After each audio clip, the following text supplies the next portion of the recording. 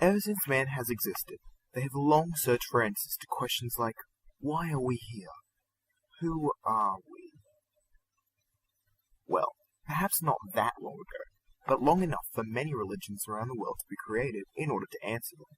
Some of these religions answer these questions through stories, and a religion that has done this pretty well is commonly known as Greek mythology.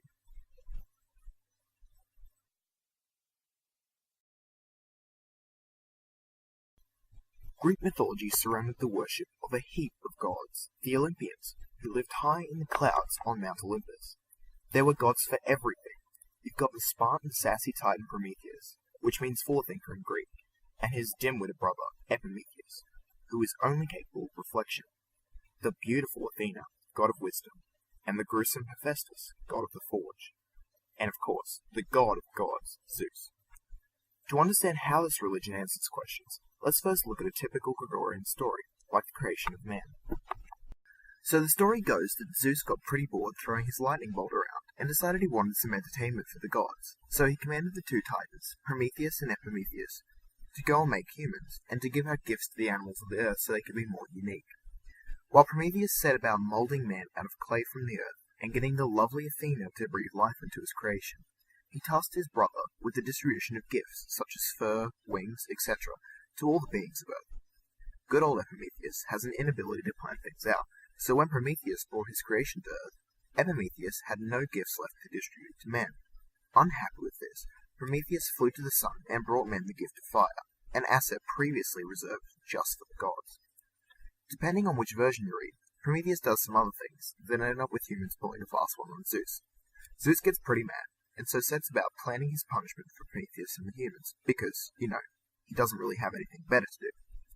To punish Prometheus, Zeus goes pretty macabre, and chains him to a mountain after telling an eagle to eat out the immortal's liver each day, which really isn't much fun. To punish man, Zeus gets Hephaestus, god of the forge, to create the first mortal woman, who, it seemed even the Greek gods knew, ruined everything. Each god gifted this new creation with a boon: beauty, a singing voice, cunning, and her most important trait, curiosity. Our quick friend Epimetheus, who had not disobeyed Zeus but was living on Earth with the humans on the down low due to his brother's warnings, was approached by Zeus with this mortal woman to be a symbolic gift of peace. Epimetheus, with his characteristic lack of forethought, accepted. The woman, named Pandora, was then given a gift herself, a mysterious box that came along with strict instructions to not open it under any circumstances. Eventually time passes and Pandora's trait of curiosity causes her to open the box, which held everything bad that now plagues the world. Disease, sadness, greed.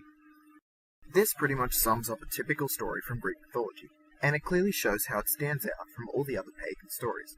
In the recount, the god of Olympus are depicted as having very human emotions, such as anger, love, and loss. Its success is also evident with the lasting impact the religion had after its pinnacle. If, for example, we look at the Christian creation story, the similarities are interesting. In both stories, man is created by a higher being.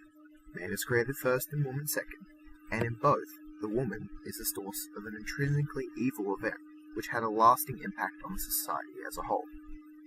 Similarities like this are hard to pass off as coincidence, and demonstrates that the appeal of Gregorian answers to unanswerable questions was very strong. The appeal never went away either. It's still present in several forms in modern-day society.